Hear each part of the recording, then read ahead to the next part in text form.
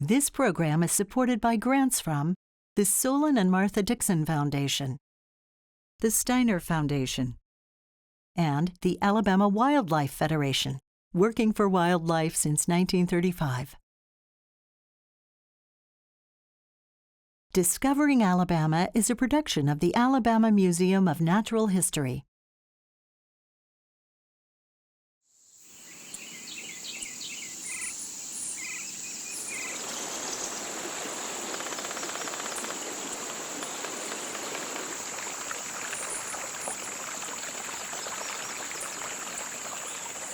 A pleasant morning in nature. A pleasant morning in nature in Alabama. A pleasant morning in nature in Alabama, and within minutes of the bustle of a major Alabama metropolis. It seems the more hurried life becomes, the more gadget-laden, the more crowded and urban. It seems the more we need quiet nature. And sometimes, quiet nature can be found within close reach. I'm Doug Phillips. Join me as we travel within close reach to visit a few examples of what might be called urban nature preserves. We'll consider the many values of having some nearby unblemished nature, and we'll look at the role that private citizens and landowners can play in helping to establish such preserves.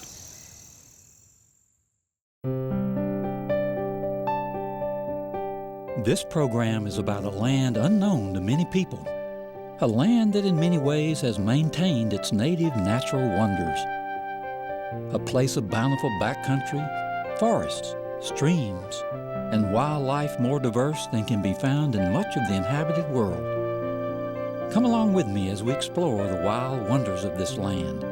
Come along as we discover Alabama.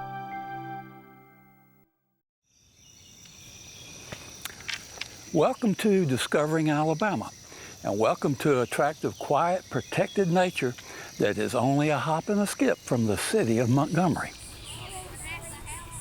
The Alabama Nature Center is more than 400 acres of preserved nature, accommodating public access for outdoor learning, recreational enjoyment, and peaceful respite.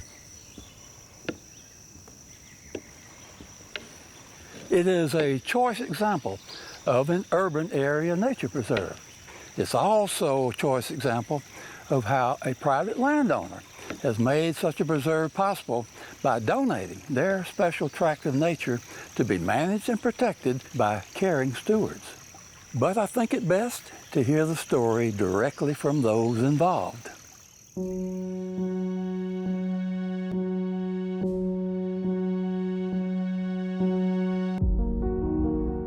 We want to develop a world-class outdoor education facility where they could come out, students and adults, and get involved in hands-on, real-world outdoor learning experiences.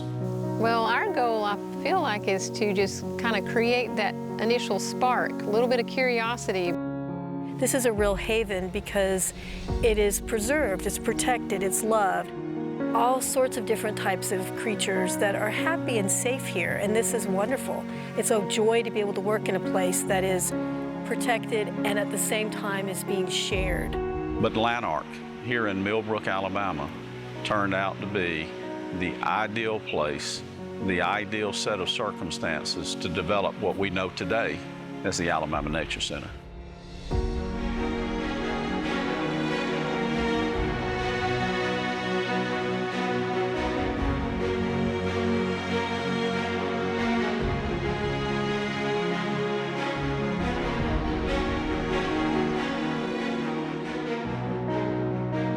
Isabel and Wiley Hill were the owners of this property before the Alabama Wildlife Federation arrived on the scene. It's a property that they spent most of their adult life here.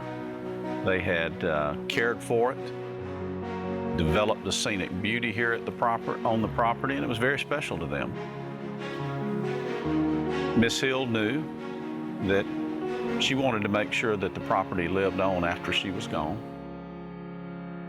Didn't become a neighborhood, but also too that it was shared and shared in the right way. We realized this was a great opportunity to achieve each other's objectives. Isabel Dunn Hill was the mother. Isabel Thigpen Hill was the daughter, and they were both involved in the discussions. And Isabel Thigpen Hill is still engaged with us. And their daughter didn't want to see it chopped up into a bunch of little subdivisions. She wanted that to continue on, and she gets to see that. She loved this place, and it had become their home for 50 years. They had spent all that time planting daffodils and cherry trees and camellias and hydrangeas that it was nice to know it was going to be used for the whole state, especially that children would be out here.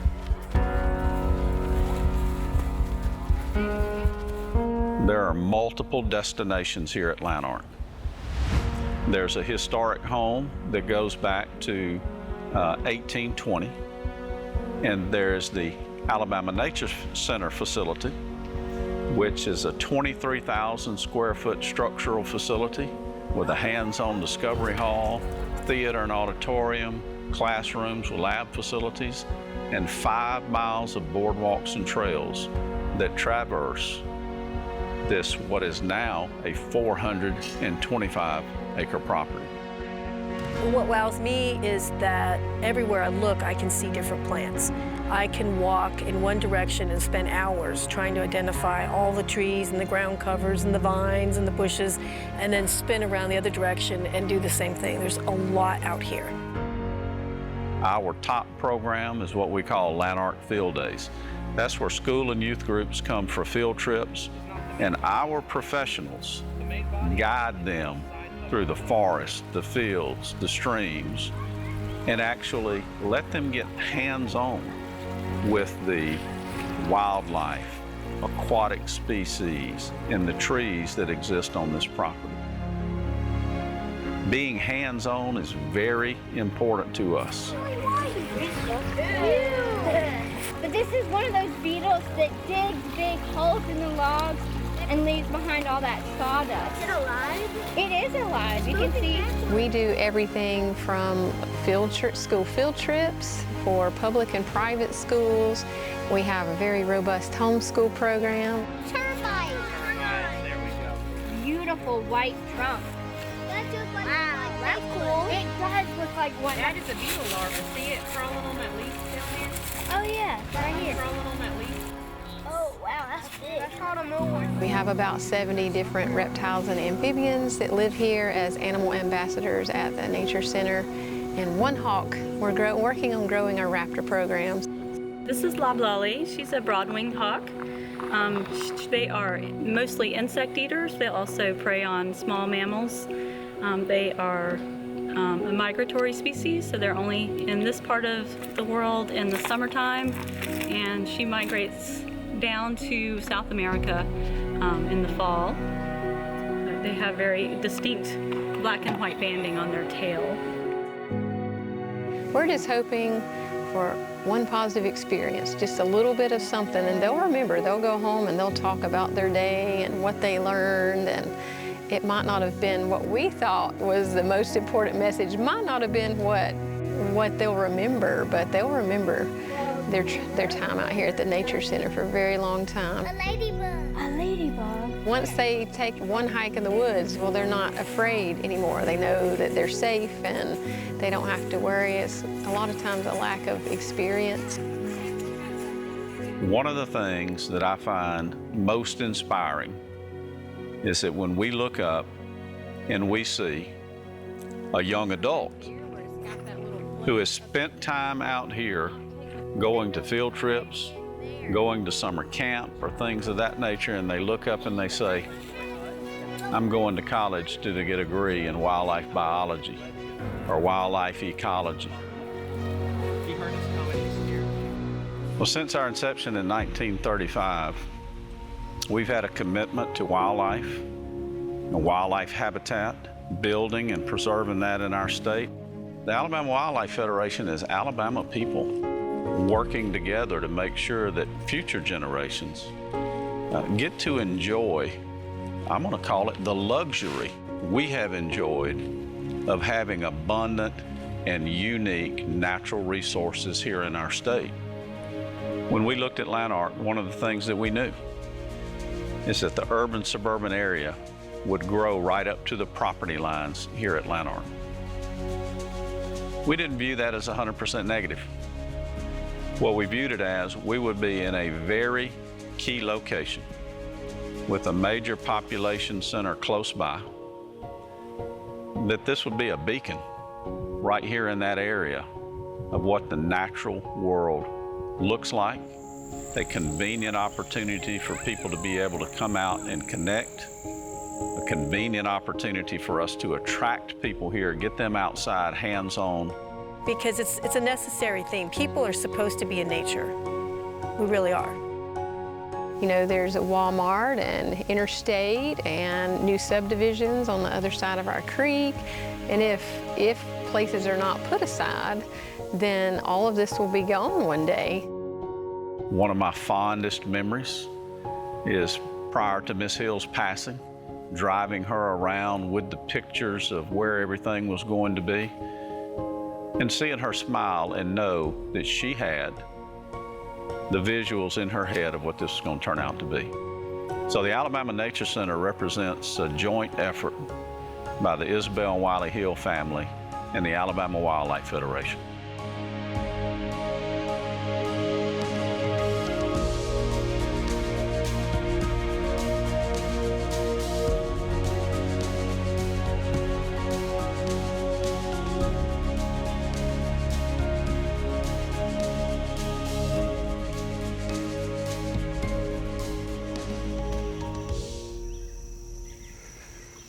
So here, in the middle of our state, near the city of Montgomery, is this wonderful nature preserve, made possible thanks to a private landowner who donated their tract of special land to the caring stewardship of the Alabama Wildlife Federation, a citizen conservation group.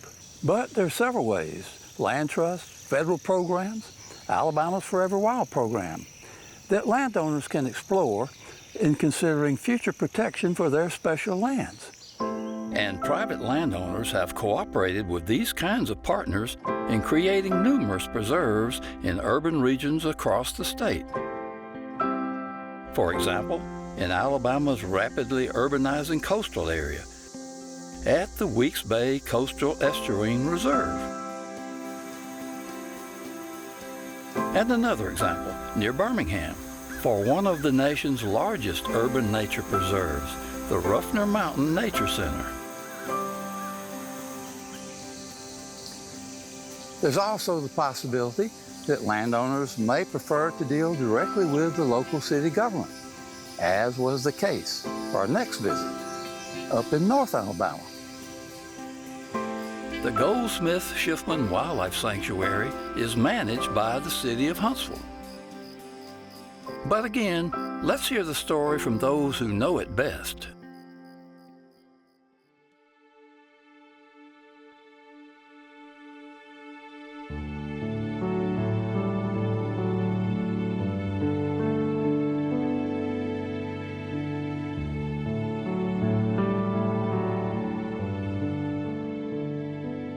It's a sacred place. It provides an opportunity to sit quietly, to be mindful of sounds and the breeze and creatures around you, birds, the songs of insects.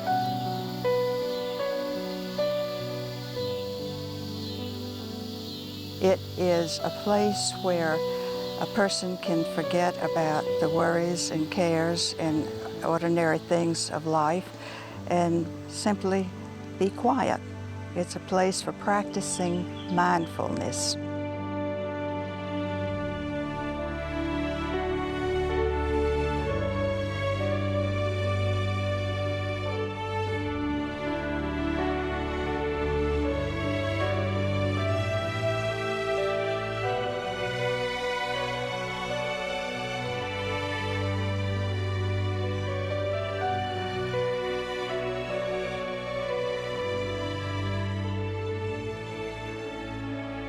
My name is Marion Moore Lewis, And I first came to this sanctuary in 2009, before it was open to the public.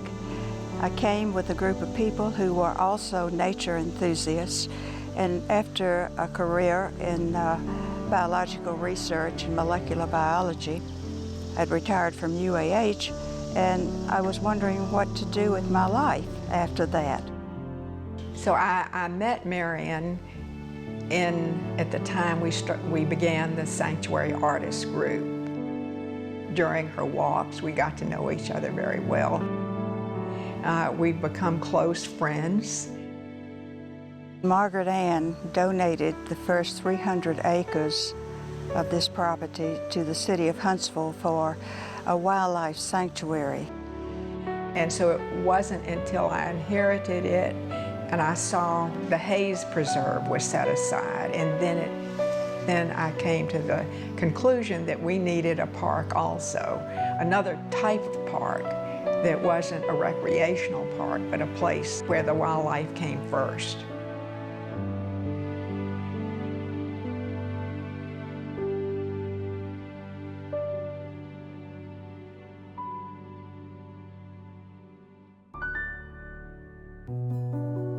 And often out here, I see things differently. I notice things that I haven't noticed before. And this is an excellent place for spiritual contact in that it's a mindful process when you're concentrating on seeing, and seeing small things, large things, and seeing old things in a new way.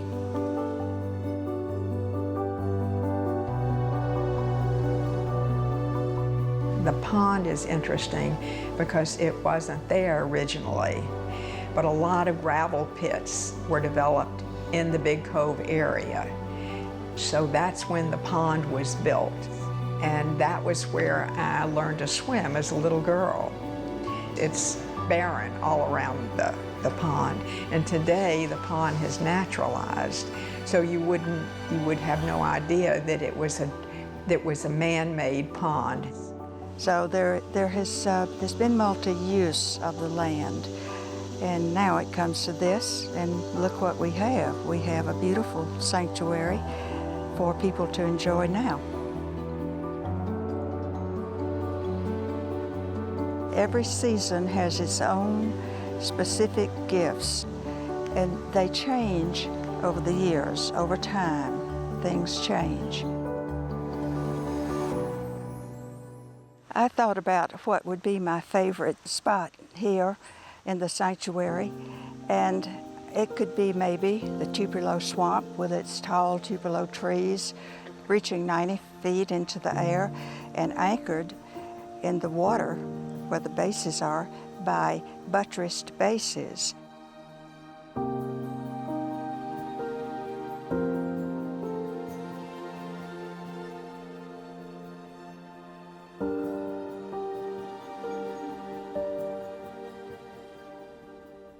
Standing quietly, the mood of the swamp is tangible.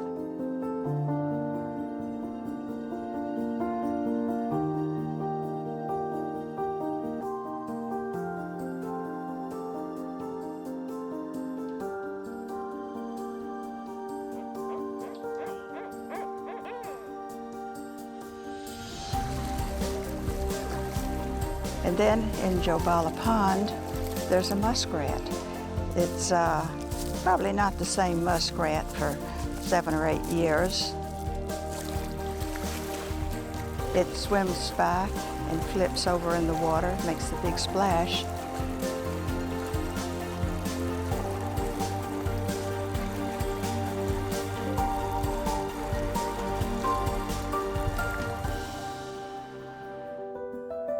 After I photographed and identified plants and animals that are here over a 4-year period, I wanted to share the beauty and the biodiversity of the sanctuary with other people.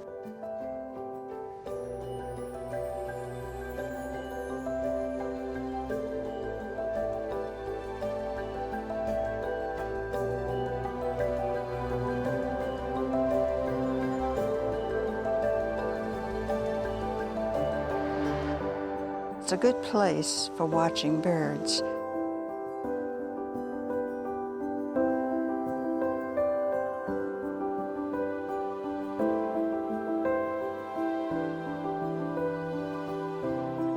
There is a heron rookery. At the end of January, the herons come back to this area. They remodel their nests high up in the trees. And herons' feet are not really made for perching. They're ungainly as they land on these branches. But they sit on the nests, and then in March and April, in May, chicks are born. And the herons will take care of the chicks for the next 2 months.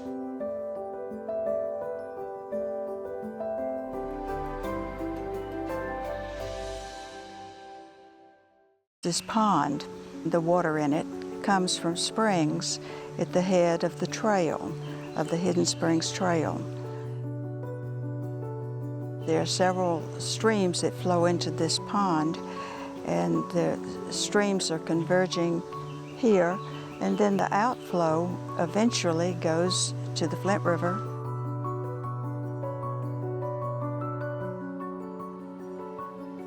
This land has been inhabited back to when the Cherokee Indians and other Indian tribes made their way here and collected mussels from the Flint River and stood at the banks of the river and made shell mounds, which there are 2 mounds down near the Flint.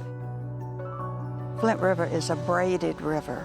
It divides and reforms together, reconverges throughout its course, then flows into the Tennessee.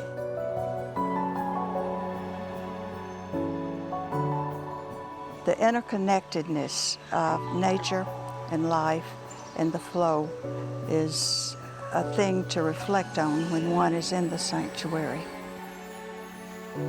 It's become a real oasis, and that will just increase as time goes on. And you see subdivisions and development extend even further out. So to have a place to go for that whole area just becomes more and more important. I think David George Haskell's book, of The Forest Unseen, is an excellent example of when children chase fireflies, they're really chasing wonder. Look at that dragonfly. This place provides the opportunity for children to explore and do just that. As I look back at my ancestors, and it wasn't as I was growing up, it was years later as I could reflect and look back at what they had done. And it was important to me to continue that tradition. The legacy that I would like to leave is that of inspiring other people to explore wild places. You can't take anything with you. And the only thing you can do is what you leave behind. There is a word, it's a Hebrew word, and it's called tikkun olam, and that's to heal the world. It's different acts along the way that you do to leave the world a better place.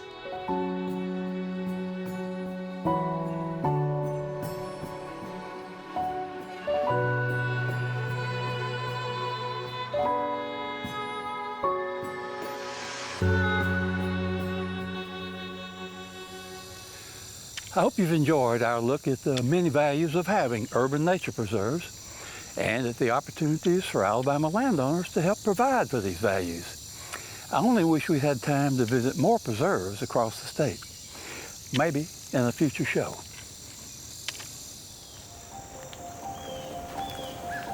But wherever the preserve, whatever the nearby city, as our world continues to grow and fill with people, as our urban areas continue to develop and expand, it becomes ever more important to have protected natural areas and for us to have closeness to nature.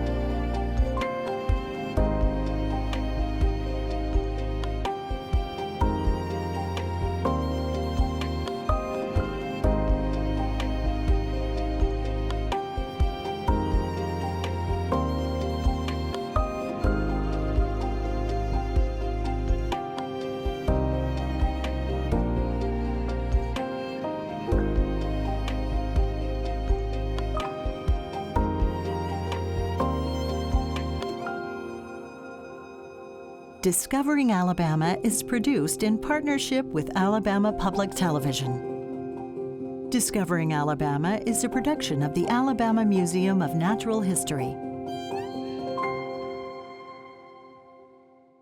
This program is supported by grants from the Solon and Martha Dixon Foundation, the Steiner Foundation, and the Alabama Wildlife Federation, working for wildlife since 1935.